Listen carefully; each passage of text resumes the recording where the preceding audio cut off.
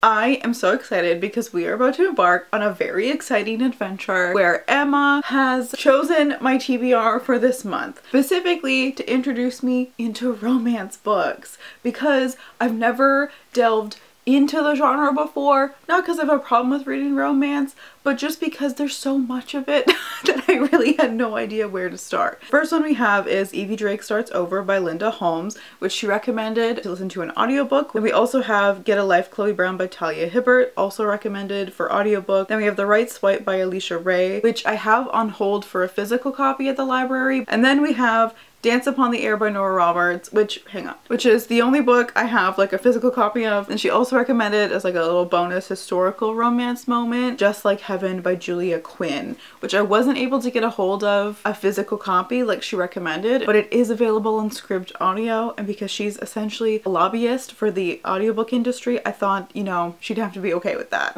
So to start off, I think I'm gonna go with Get a Life Chloe Brown. I'm gonna get into the audiobook pretty soon because I have some like meal prep to do, walking the dog, you know what I'm saying? And then we'll get to Dance Upon the Air later.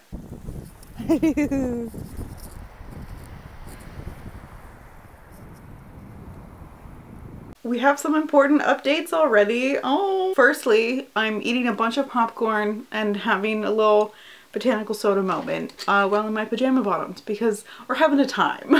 But more relevantly, I've already finished one of the books. Who is she? As of yesterday, I finished Get a Life Chloe Brown. I realized I never actually told you the plot.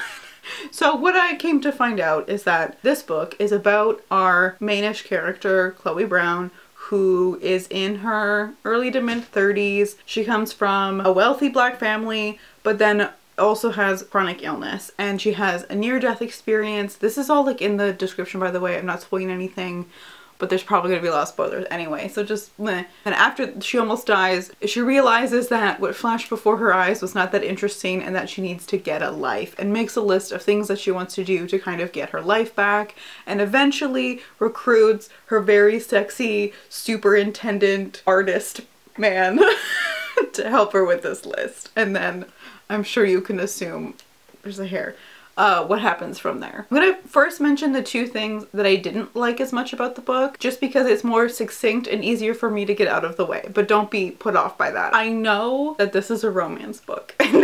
I know, okay, I'm deeply aware. However, I do feel like the timeline of them like being in love with each other to an intense degree felt a little bit too short, because from what I could tell, it was like 2 weeks. The other part of it that was like a little bit much for me was the fact that because it is told from the perspective of both Red and Chloe, which I enjoyed that part of it, and you're reading from one of their perspectives, reacting to every small tiny thing that the other person is doing, it was like way too detailed and way too intense. Like they'd be having a conversation in Chloe's apartment, and then Red would be like, "She smiled and my chest exploded." The soft upper curve of her lip, which showed she was trying to smile but not give this away, made my neck throw up with emotion. You know what I'm saying? Like, that's obviously exaggerated. The other thing that was like a bit much for me was there was very interesting like imagery and like similes and metaphors used. I was trying to remember one of them to give you an example of it, and the one that stuck with me was it was described that Chloe crumbled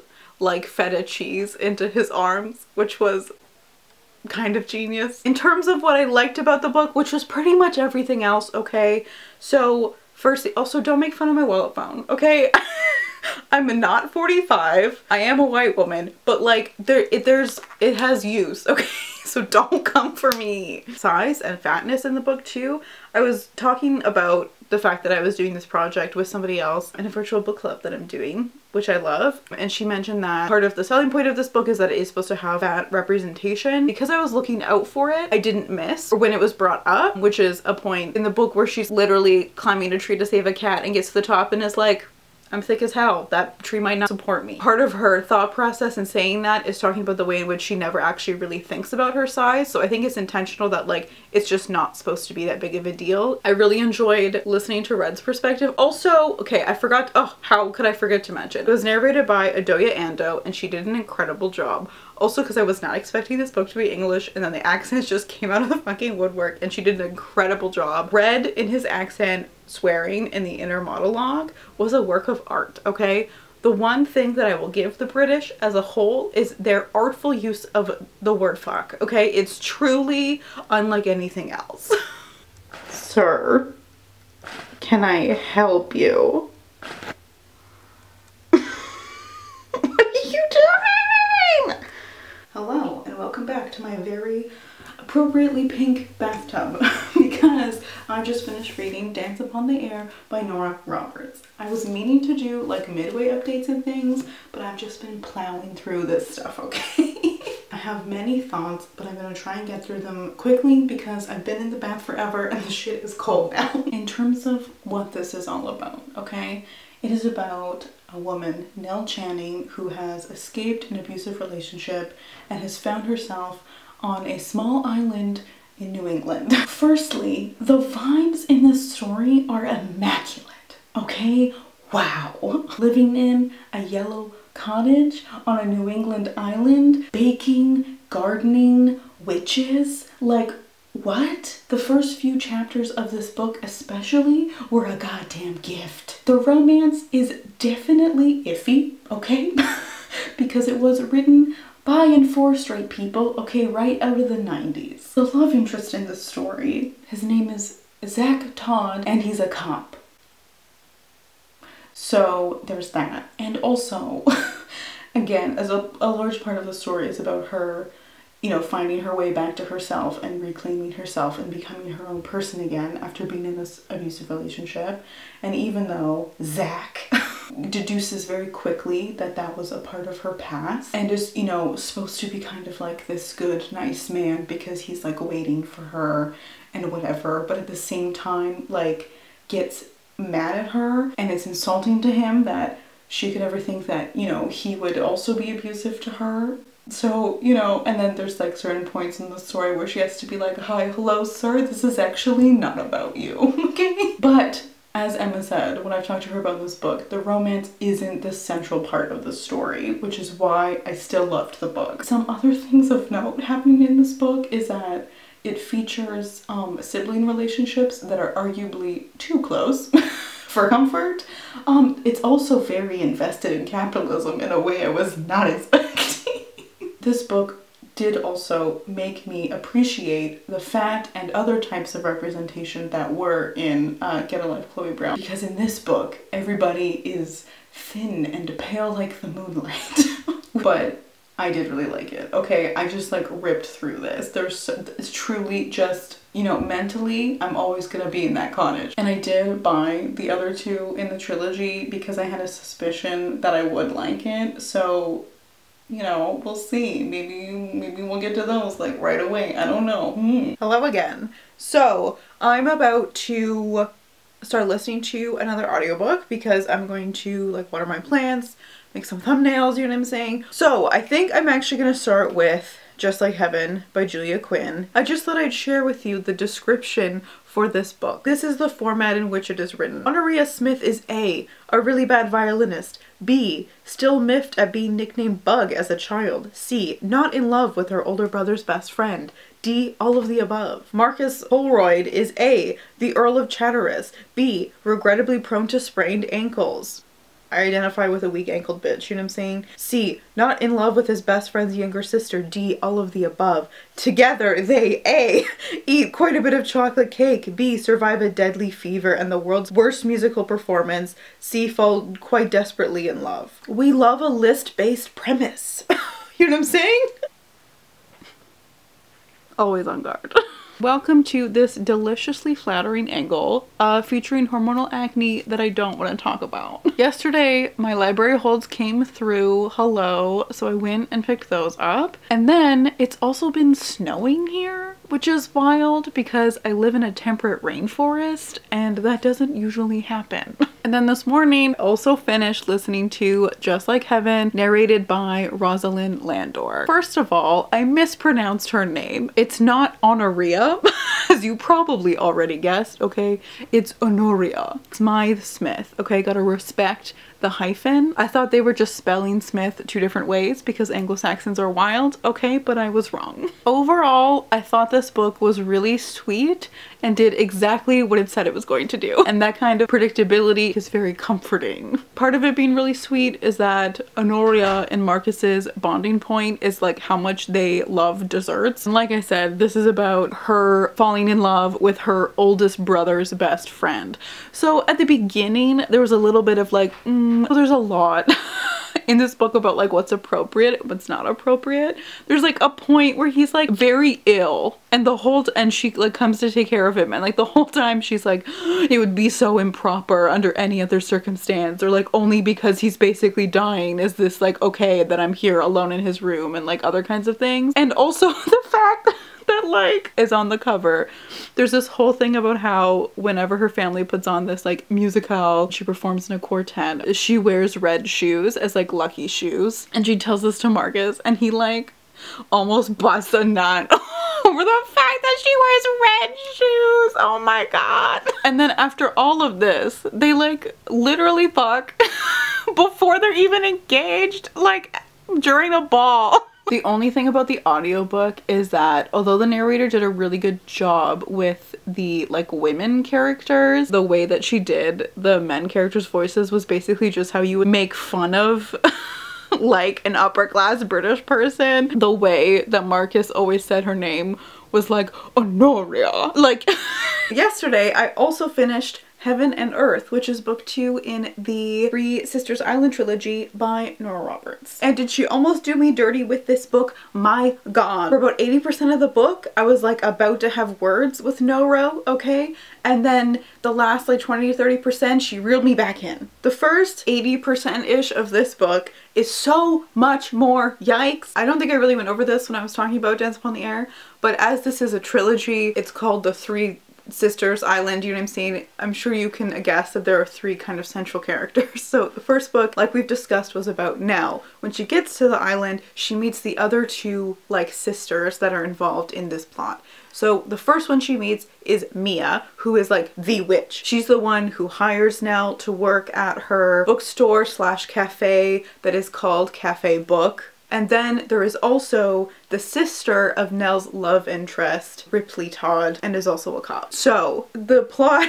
of this book is that a researcher comes to the island to investigate the kind of rumors and legend about witchcraft, and is like a paranormal researcher person, and is drawn to Ripley specifically and like the role that her power has to play in this overarching narrative. Very Ghostbusters energy, but not, because in this book there is so much more of his perspective, like as the love interest, where in the last book Zach had very, you know, little like first person narrative. He bothered me so much in the beginning because I was like, this man's research ethics are so questionable. Like I was like, ooh, there was so much about him commenting about her disciplined female form and like, oh, she would be really attractive except for her like attitude problem, and I was like, wow, fuck this guy. And then along with the like, we also have the introduction of this third character who is a reporter who wants to investigate the events that took place in the first book. I hated reading from this man's perspective as well. Again, just kind of a creepy Masajo vibe, okay? Here's some actual footage of me reading from his perspective the other night and hating every goddamn second of it. In the end, it started to make a lot more sense, okay, when it was all coming together, but before that, no thank you. The other issue I think I had with the first part of this book is that it is so much less like warm and cozy than the first book is, which is part of why I loved it so much. And I think there's 2 reasons for this.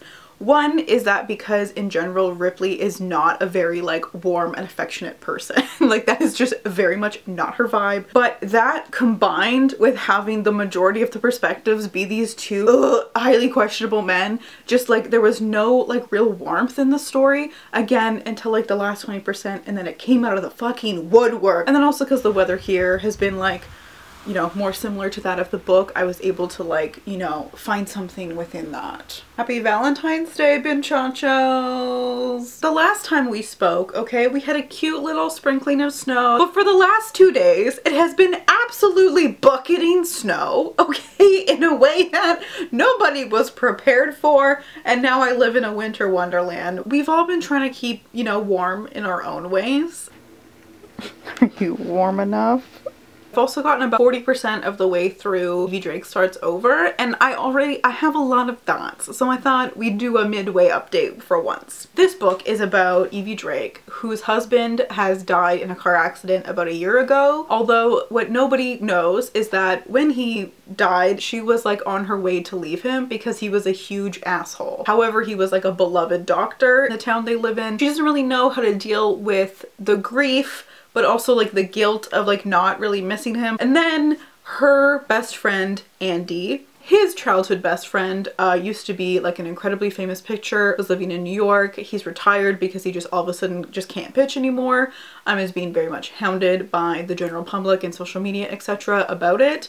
And so he decides to rent out part of Evie's house to, you know, have a bit of a getaway. What is kind of happening already and what I'm sure will continue to happen is about how these two people help each other navigate a different type of grief. It's also set in Maine because where else would white people fall in love but in New England? I know that this is one of Emma's favorite books and it's narrated by one of her favorite audiobook narrators, Julia Whelan, but so far I'm not that into it. I don't know what it is, but something feels like not quite there yet for me. Like it feels kind of flat and charmless. I don't know if that's kind of intentional in terms of it's a very particular space of grief that both characters are occupying, and maybe it'll demonstrate growth that happens later. Although it is very much noted throughout the story that Maine is like the oldest, whitest state, and kind of the whiteness and class politics that are happening in the area in a way that like feels quite natural, and like, you know, appreciate that those things were brought into the story. However, there was one thing that really bothered me when Dean and Evie are getting to know each other a little bit more. At some point, his like fraught relationship with the press and the media comes out, and he talks about an instance where a sports commentator commented on how I think of his teammate chest bumping during the game was like undignified. And then Dean pushed back on the sports commentator and was like, you wouldn't have said that if the players were white, which like totally valid and true, probably. Important to recognize and call those things out for sure. But then after that, he talks about how he was at like some red carpet event for like a movie premiere with his then girlfriend, and a reporter was just like, hey, is there anything like you'd like to say to your fans?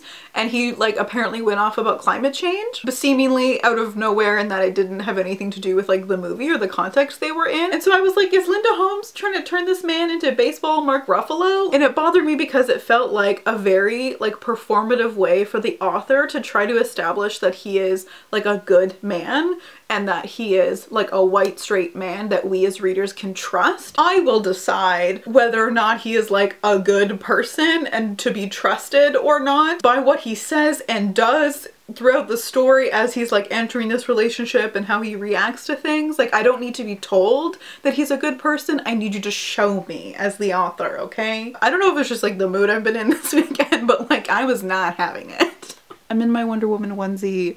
We're back in shaky cam position because I am having a time, okay? As always, it would seem.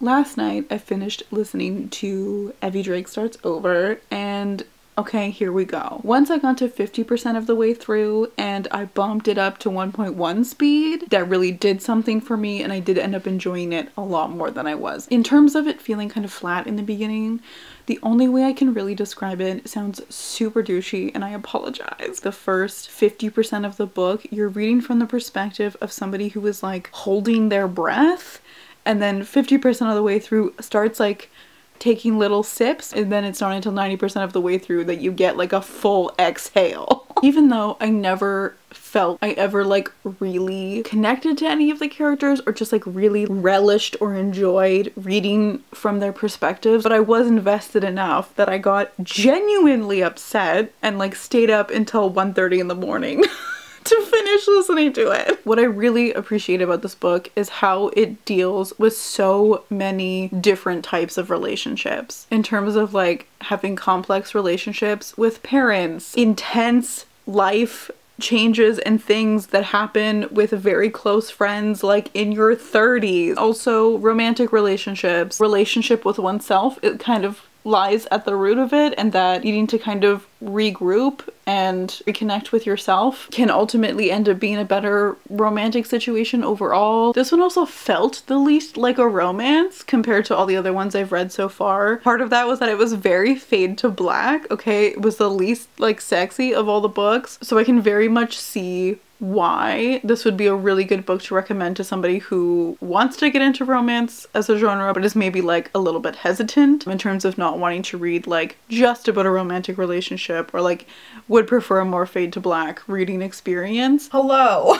So like last Thursday or something, I finally finished The Right Swipe by Alicia Rye. I think I was pronouncing it wrong, and I thought we'd feature Misty because everybody else has been featured thus far except for her. I took my time reading this one because I severely underestimated how intense these books were gonna be, and I also don't know what in the astrology was going on this month, okay? I know Mercury was in Gatorade, but everything just felt like a lot. So I needed to take some time and decompress by reading through some cookbooks. This book is about Rhiannon Hunter, who is the CEO of a company that she started, which is like a feminist dating app that's still swipe based. And then we have Samson, who is an ex-NFL player, and they happen to meet up or a little, you know, swipey swipe, and they actually kind of like each other. She kind of lets down her guard, and they said to want to set up a second date, and then he ghosts her. Okay, but it's for like a legitimate family emergency crisis situation, but she's already shut her heart off to him. And then they run into each other at a tech conference because he started working for her competition, which is the eHarmony model, but it's actually run by his aunt. Now that I say it like that. We're also dealing with a lot of contemporary heavy issues. There's, you know, a whole Me Too situation, and in terms of dealing with being in an abusive relationship, but then how that functions specifically in like a corporate tech bro workplace. And then we also have the issue of CTE, which is like the, you know, the NFL and concussions and head injuries. Very modern setting, okay? Just, you know, millennial landscape abound. However, throughout the entire book, very casually and often, there is the use of penis, cock, dick, you know what I'm saying? Like, with ease. However, this independent, strong, entrepreneur, 37-year-old woman never uses the word vagina in this entire book. Like when the sexiness is happening, it's referred to as her sex, which is such, to me, like a Danielle Steele, like 1980s thing to do. It was just such a wild juxtaposition to have such like old school, weird, sexual, euphemistic language, and then compared with the very banal crassness of the modern dating scene. Also because this was the last book I read for this, moment. So a lot of the things that I've noticed in the other books had just kind of piled up and came out while I was reading this book, which isn't necessarily fair to this story. I feel like there is this fixation on describing exactly what people's bodies look like in a way that I am not used to. All of the men have also been like incredibly conventionally attractive. Like Samson is the only man of color, but he's still like a Samoan sex god. I don't want to be like justice for straight men, but like it's getting kind of boring to just read about really conventionally hot people for the most part. However, there is almost no white people in this book, and the ones that are in this book are mostly kind of bad, if not incredibly evil people, which work. And I do think it does the situationship well in terms of not wanting to be hurt, so not being fully open, so wanting it to be like a temporary situation, but then actually end up liking each other, but both of you thinks the other person wants to be like temporary. You know what I'm saying? A very realistic situation that I think was done well. And I also think this was much more balanced compared to like the Chloe Brown situation of like every small thing that the other person did made the other person want to like throw up with love. It's just much more subtler and like more realistically woven into like the way they communicated with each other, in my opinion. All right, the moment we've all been waiting for. It's time to get into the sex chart. One of the things I had kind of in my mind when I started reading these books is I've come across books before that handle sex in like an incredibly euphemistic way, to the point that I'm like, just say dick. Like, we're here. Just say what's happening. And with Nora Roberts, that is very much what we got. Especially in the first book, it was so euphemistic to the point that I didn't really know exactly what and just assumed it was missionary. And to the point that like, I was like, what does this woman have against oral sex? By the second one, it gets a little bit more explicit and, you know, it gets, you know, spiced up a bit. And again, I think probably largely has to do with like the two different like main protagonists. If I never have to read about a vagina being described as a wet fist again, however, I will rest easy. I found in these books a little bit too in the Julia Quinn one, where there was this like animalistic, primitive, mating, carnal desire kind of language around sex, which I don't know what in the heterosexuality was going on there, but I was not into it. Just Like Heaven was mostly very sweet. There's one sex scene. This one was written about euphemistically, but in a way that I at least knew exactly what she was talking about, even if she wasn't always saying the exact words. Absolute gem from that scene is when Honoria is described as being ready for his intimate invasion, which is a phrasing I'll never forget. Get a Life, Chloe Brown was the most explicit, Jesus Christ. That was a lot to start off with, okay, especially in an audiobook format. But I very much admired the commitment to just describing exactly what was happening, and in a way that I think the right swipe didn't quite always get there. And then Evie Drake being much more fade to black, which will circle back to in a moment. In general, I think from this experience, what I've learned about myself as a romance reader is that I think I either like a fade to black in terms of it's just very much like insinuated that something happened, or I want a Talia Hibbert approach.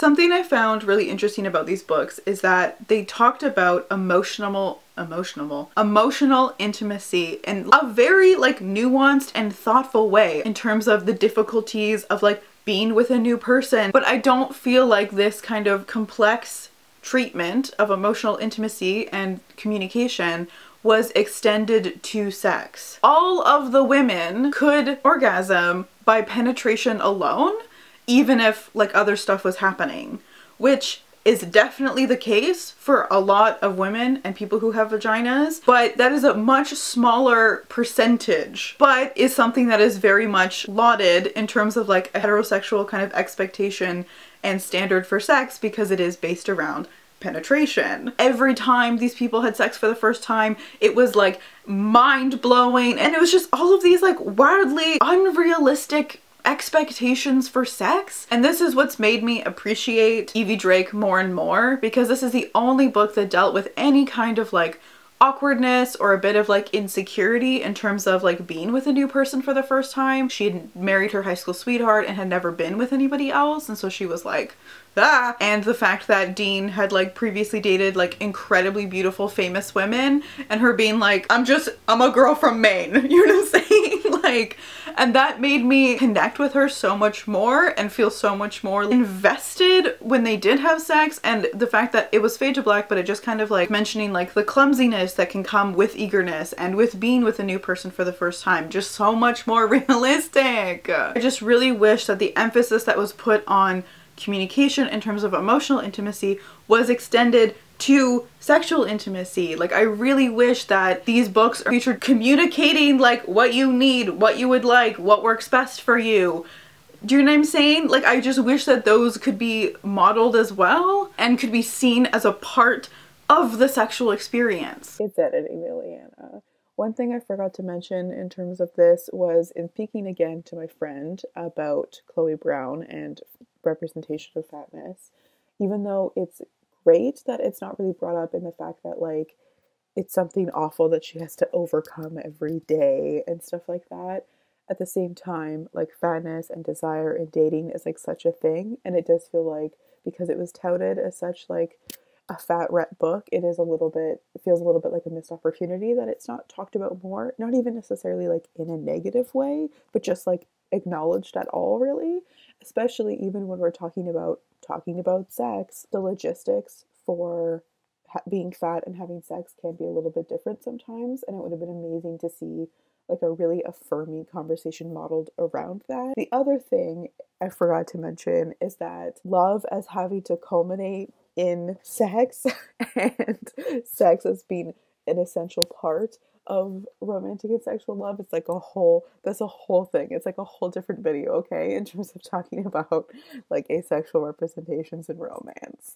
Huge thanks and love to Emma for being the absolute Taurus queen of my heart and for doing this for me and introducing me to the genre, giving me a wide array. Also, I just think that she deserves the credit for the fact that she has been out here, okay, defending the romance genre for a long time, okay, before there were entire booktube channels dedicated to romance, okay. Emma has been out here doing the work. TM. This is a genre I'm definitely going to be adding into the rotation. Definitely going to listen to Take a Hint, Dani Brown. I've also heard great things about Jasmine Gilroy's books, as well as Worst Best Man by Mia Souza, I think it is. But please let me know if you have recommendations. Also very much looking for some gay shit. Thank you so much for watching. I'll see you soon. Bye!